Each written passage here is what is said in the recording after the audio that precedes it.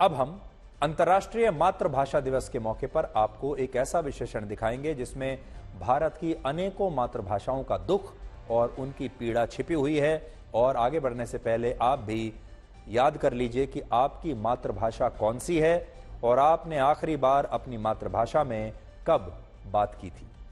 जिस भारत में हर 15 से 20 किलोमीटर के बाद भाषाएं और बोलियां बदल जाती हैं, आज उसी भारत में अंग्रेजी भाषा का भविष्य तो बहुत उज्जवल दिखता है, लेकिन इसी देश की अनेकों मातृभाषाएं अब मातृभाषा बनकर रह गई हैं। और इन भाषाओं की पीड़ा बताने के लिए आज से अच्छा कोई और दिन हो नहीं सकता।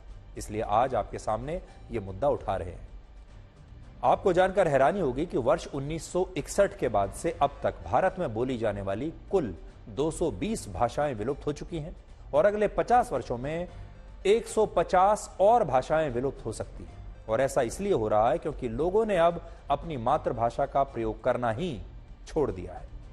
महाराष्ट्र, कर्नाटक और तेलंगाना जैसे राज्यों में कई ऐसी भाषाएं अब दम तोड़ रही हैं जो सैकड़ों वर्ष पुरानी हैं, जबकि मणिपुर, असम, अरुणाचल प्रदेश, जम्मू कश्मीर, राजस्थान और गुजरात में वहां की क्षेत्रीय और मातृभाषाएं खतरे में आ गई हैं। इस समय भारत में ऐसी 25 से ज्यादा भाषाएं हैं जिन्हें बोलने वाले सिर्फ 50 से 100 लोग बचे हैं। और यही वजह है कि भारत की बहुत सारी मातृभाषाएं अब मातृभाषा बनकर रह गई हैं। मातृभाषा का अर्थ उस भाषा से होता है जो किसी व्यक्ति को उसके परिवार से विरासत में मिलती है, जो भाषा बोलते हुए बच्चे बड़े होते हैं, जिन भाषाओं को बोलते हुए वो बोलना सीखते हैं। लेकिन अब मातृभाषा से लोग दूरी बनाते जा रहे हैं और यही दूरी इन भाषाओं की जान ले रही है।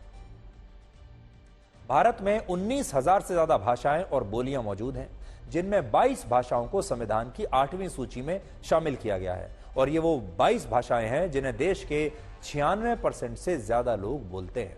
और इनमें भी सबसे ज्यादा 44% लोगों की मातृभाषा हिंदी है, 8% लोग बांग्ला बोलते हैं, 6.8% लोगों की मातृभाषा मराठी है, 6.7% लोगों की तेलुगु, 5.7% लोगों की तमिल, 4.5% लोगों की गुजराती, 4.5% लोग उर्दू, 3.6% लोग कन्नड़, 3.1% लोग उड़िया, 2.8% लोग मलयालम और 2.7% लोग पंजाबी भाषा को अपनी मातृभाषा मानते हैं। लेकिन एक कड़वा सच ये भी है कि हमारे देश में अंग्रेजी भाषा के सामने इन तमाम भाषाओं को हीन भावना से देखा जाता है। सारा जो ग्लैमर है वो तो अंग्रेजी में है, सारा फैशन अंग्रेजी में है। और एक सर्वे में ज्यादातर लोगों ने यह माना था कि वो अपनी मातृभाषा में बात करते हुए कई बार असहज हो जाते हैं। सोचिए, जिस भाषा से हम बचपन में बोलना सीखते हैं, बड़े होकर उसी भाषा को बोलने में हमें शर्म आने लगती है। और इनमें भी हिंदी भाषा को सबसे ज्यादा हीन भावना से देखा जाता है हमारे देश में। हमारे देश में हिंदी भाषा को इस कदर पिछड़ेपन से जोड़ने का प्रयास किया गया कि हिंदी को ही अपने मूल स्वभाव को बदलना पड़ा। और आज स्थिति यह है कि हमारे देश में हिंदी भाषा बोली तो जाती है, लेकिन इस हिंदी में अंग्रेजी भाषा का मिश्रण ज्यादा होता है। उदाहरण के लिए doctor, teacher, school, class, principal, hotel, college, radio, machine, station, television, kitchen, office और मूवी, ये कुछ ऐसे शब्द हैं जो अंग्रेजी भाषा के हैं, जिनका इस्तेमाल हिंदी भाषा में बोलने वाले लोग बेझिझक करते हैं, अक्सर करते हैं।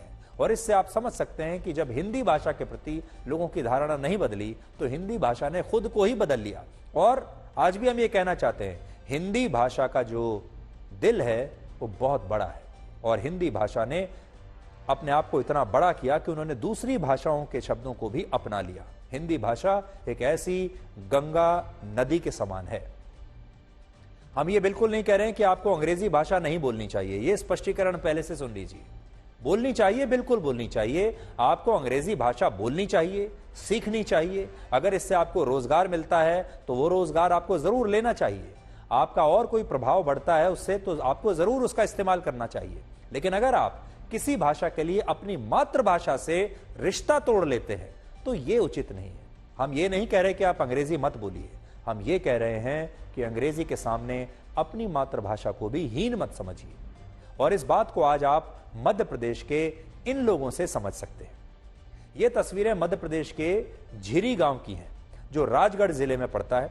और इस गांव की खास बात यह है कि यहां बच्चों से लेकर बड़े और बूढ़े सभी संस्कृत भाषा में एक दूसरे से संवाद करते हैं और इस गांव ने संस्कृत भाषा को आज भी जीवित रखा है। और इसीलिए आज अंतर्राष्ट्रीय मातृभाषा दिवस के मौके पर हम आपको इस गांव में लेकर जाना चाहते हैं और दिखाना चाहते हैं कि कैसे ये छोटा सा गांव भारत की संस्कृत और भारत की संस्कृति दोनों का संरक्षण कर रहा है। आप भी देखिए, और अगर ये कर सकते हैं तो आप क्यों नहीं कर सकते।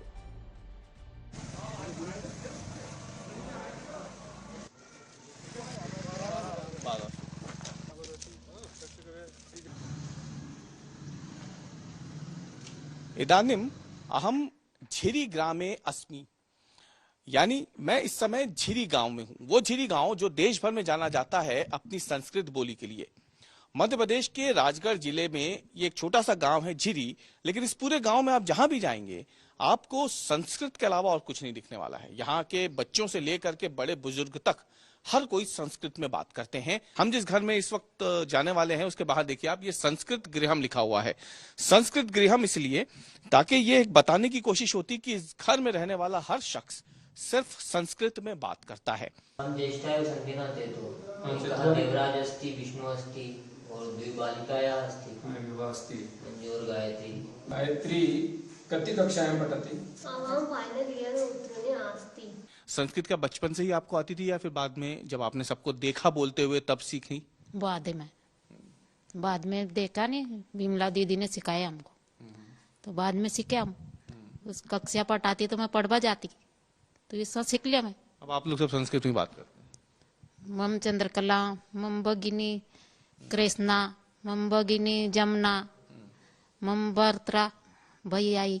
गांव में सब संस्कृत बोलते हैं, इसीलिए संस्कृत के बारे में सोचा, जाना पढ़ा उससे, इसलिए बनना चाहा टीचर। जब कॉलेज जाती हैं तो आप आपके दोस्तों को, सहेलियों को या किसी और को बताती हैं इस गांव के बारे में या इस गांव की जो एक परंपरा है संस्कृत बोलने की, इसके बारे में, तो क्या उनका रिस्पॉन्स होता है?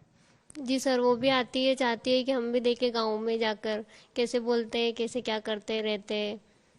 वो भी बोलती है कि चलो गांव आएंगे कभी। किम करोति? कुशल्या कुत्र अस्ति? कार्यं करोति। जलं पूरयामि।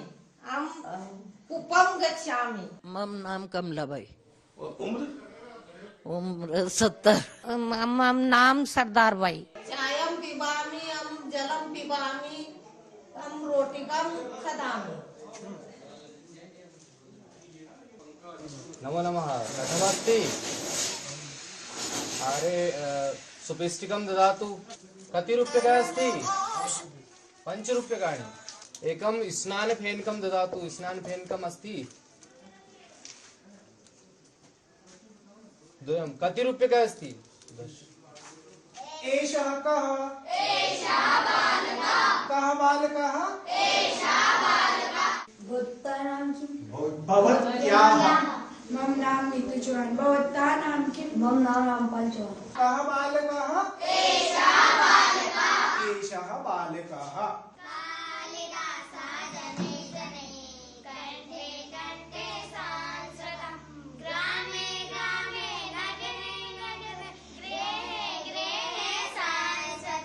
मम नाम मेहरबान सिंह। भवता नाम किम? मम नाम सुमित। उत्तम। भवता नाम किम?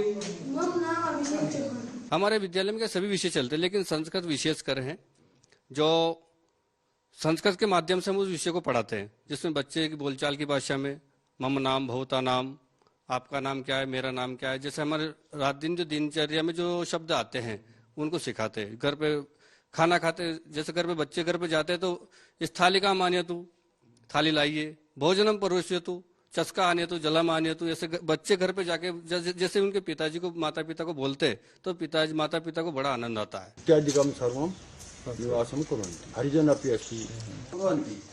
तर्हि एक बिन्दु कृते किं किं चलति? 10 कार्यं चलति।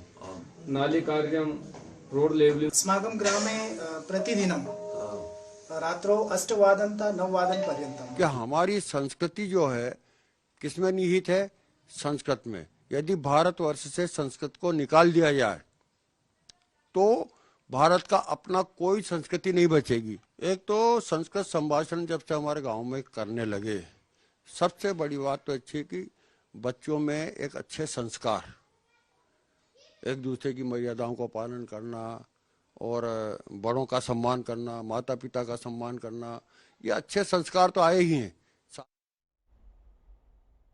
वर्ष 2011 की जनगणना के मुताबिक हमारे देश में सिर्फ 2,60,000 लोगों की मातृभाषा अंग्रेजी है। लेकिन हैरानी की बात यह है कि आज देश में कई ऐसे काम हैं जो सिर्फ अंग्रेजी भाषा में ही होते हैं। जैसे सुप्रीम कोर्ट की सारी कार्रवाई आज भी अंग्रेजी भाषा में होती है, जिसमें वकील भी अंग्रेजी भाषा में अपना पक्ष रखते हैं और जज भी अंग्रेजी में ही सवाल जवाब करते हैं और फैसला सुनाते हैं। और जो याचिकाकर्ता होते हैं वो अंग्रेजी भाषा बहुत बार ना तो जानते हैं ना ही समझ पाते हैं और वो कुछ नहीं कर पाते इस बारे में। हालांकि इस हफ्ते एक बड़ा बदलाव दिखाई दिया सुप्रीम कोर्ट में, जब चंडीगढ़ के मेयर चुनाव के मामले की सुनवाई के दौरान मुख्य न्यायाधीश जस्टिस DY चंद्रचूड़ ने रिटर्निंग ऑफिसर अनिल मसीह से कहा कि वो हिंदी में अपनी बात समझा सकते हैं। और इसके बाद सुप्रीम कोर्ट में थोड़ी देर तक हिंदी में ही सुनवाई हुई और चीफ जस्टिस ने भी हिंदी में ही बातचीत की। और ऐसा सुप्रीम कोर्ट में बहुत कम देखने को मिलता है। एक बहुत बड़ा बदलाव सुप्रीम कोर्ट में देखने को मिला है।